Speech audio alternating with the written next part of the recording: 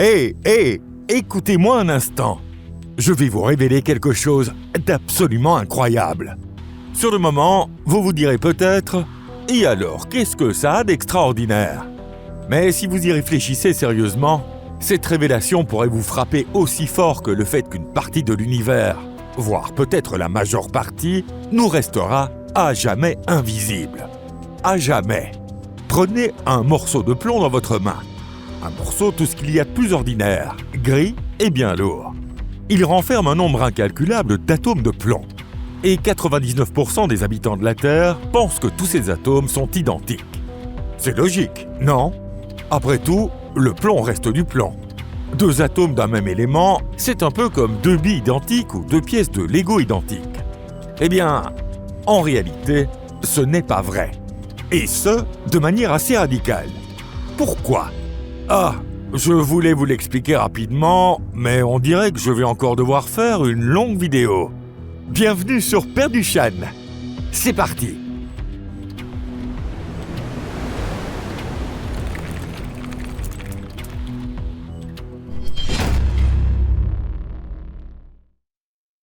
Un seul neutron suffit à transformer la vie en mort.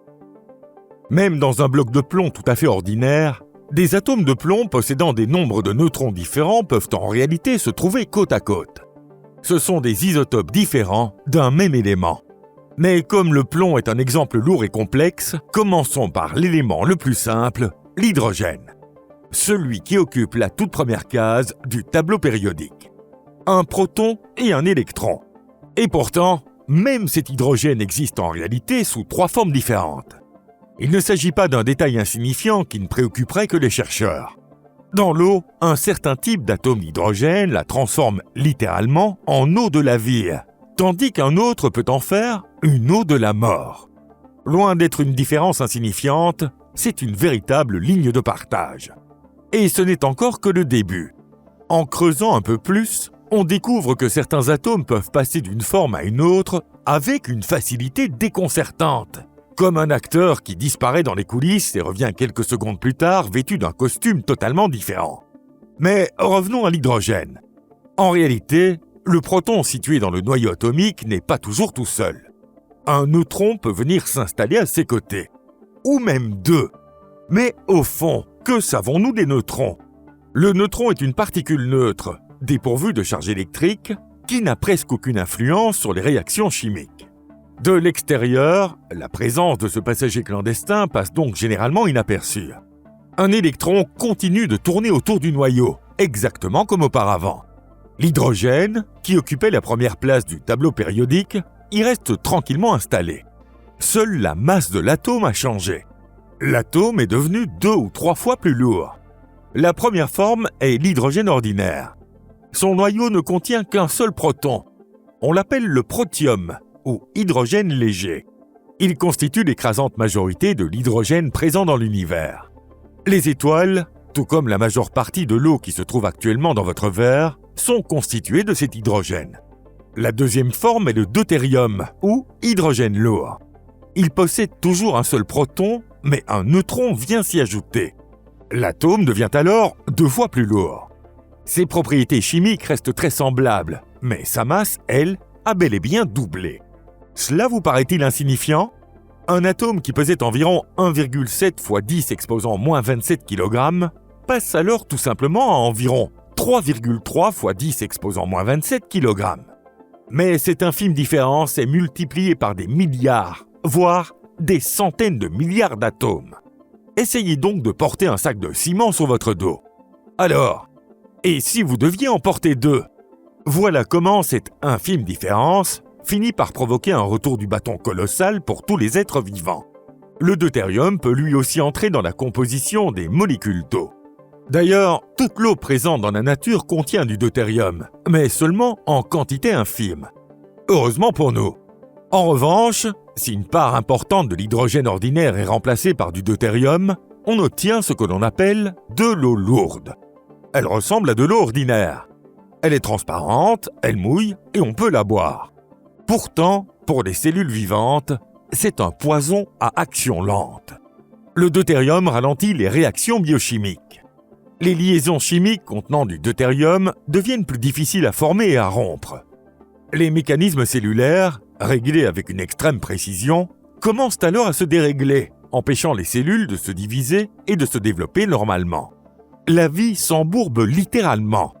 Je me répète, mais tout cela vient d'une simple différence insignifiante.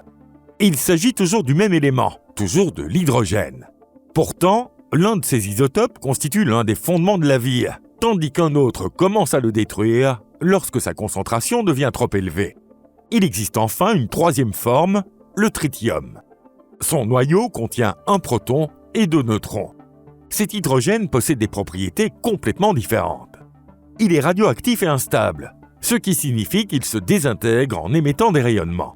Nous avons donc 3 frères triplés qui se ressemblent comme 2 gouttes d'eau, mais il suffit d'ajouter un seul neutron pour que leur nature devienne radicalement différente. Non, ça c'est de la triche, vous écrieriez-vous peut-être.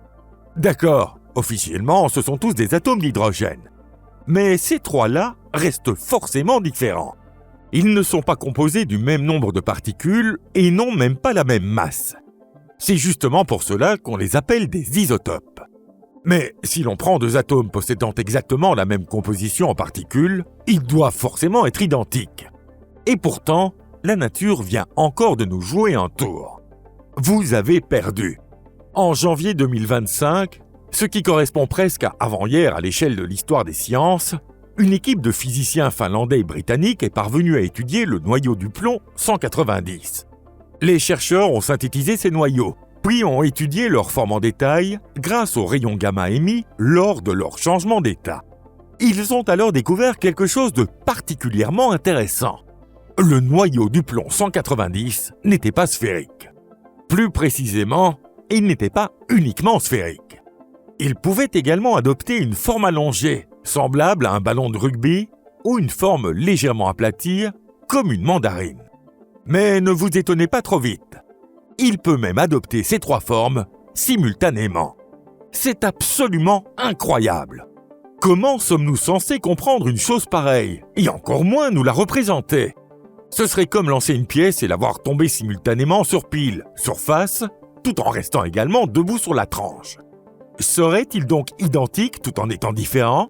Nous nous rapprochons ainsi progressivement d'une autre forme de différence. Probablement la plus inattendue de toutes. Jusqu'ici, nous n'avons parlé que de cas particuliers, comme l'eau lourde ou un isotope rare du plomb qu'il faut fabriquer spécialement en laboratoire. Durcissons donc encore les conditions et éliminons même ces différences.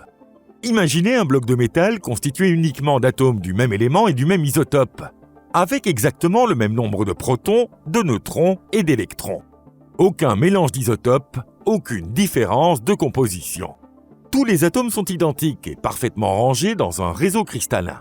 Rien de très intéressant, n'est-ce pas? Et si je vous disais que même les atomes présents dans ce métal sont en réalité différents les uns des autres? Car c'est bel et bien le cas. Les atomes possèdent des électrons, et ceux-ci ne se placent pas n'importe où. Ils occupent des niveaux d'énergie précis, comparables aux marges d'un escalier énergétique. Lorsqu'un atome reçoit de l'énergie sous l'effet de la chaleur, de la lumière ou d'une collision avec un atome voisin, l'un de ces électrons saute vers un niveau d'énergie supérieur. L'électron passe alors dans un état excité, ce qui transforme l'atome. C'est exactement comme notre acteur qui disparaît un instant dans les coulisses avant de réapparaître dans un nouveau costume. Un atome dont l'électron est excité n'est plus identique à ce qu'il était auparavant. La structure de son nuage électronique change, ses interactions avec les rayonnements changent et sa manière de participer aux réactions change également. Une fraction de seconde plus tard, cet électron libérera probablement son surplus d'énergie sous la forme d'un photon et l'atome retrouvera son état initial. Mais tant que son électron reste excité, il se comporte comme un autre atome. Et c'est ici que nous arrivons au point essentiel. Dès que la température dépasse ne serait-ce qu'un peu le zéro absolu, autrement dit, dans toute matière existant réellement, une partie des atomes possède constamment des électrons dans un état excité. Leurs électrons ne sont pas tous excités simultanément. Partout, les atomes se heurtent et échangent de l'énergie. Certains bondissent vers des niveaux plus élevés, tandis que d'autres retombent vers leur état initial. Ce mouvement incessant ne s'interrompt jamais, pas même pendant un seul instant. Cela signifie qu'en ce moment même, tous les atomes du métal qui se trouvent sous vos yeux ne sont pas identiques. Certains restent tranquillement dans leur état fondamental. Au même instant, d'autres ont des électrons légèrement excités, tandis que pour certains, l'excitation est beaucoup plus forte. Ce sont toujours des atomes de fer, mais ils se trouvent dans des états différents. Ces états peuvent varier considérablement, et leur répartition change à chaque instant. Et ces différences ne sont pas de rares curiosités de laboratoire qu'il faudrait produire à l'aide d'un accélérateur de particules. Elles existent à portée de main, dans le moindre morceau de métal ordinaire. Que signifie réellement être différent? Comme nous venons de le voir, des atomes appartenant au même élément peuvent être différents les uns des autres. Une question essentielle se pose alors. Que signifie exactement cette différence? Dans certains cas, c'est la composition même de l'atome qui change. C'est notamment le cas des isotopes, dont les noyaux possèdent des nombres de neutrons différents. Dans d'autres cas, la composition reste parfaitement identique, mais l'état de l'atome ou de son noyau change. Un électron peut par exemple occuper un autre niveau d'énergie, ou le noyau atomique se trouver dans un autre état quantique.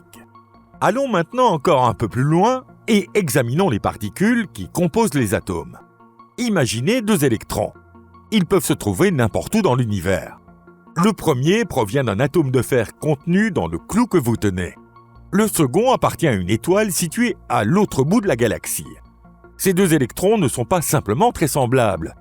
Ils sont parfaitement identiques. Leur masse, leur charge et toutes leurs propriétés quantiques sont rigoureusement les mêmes. Les électrons ne possèdent aucune individualité, ni aucun signe distinctif permettant de les différencier. Et ce n'est pas parce que nos instruments d'observation manquent de précision.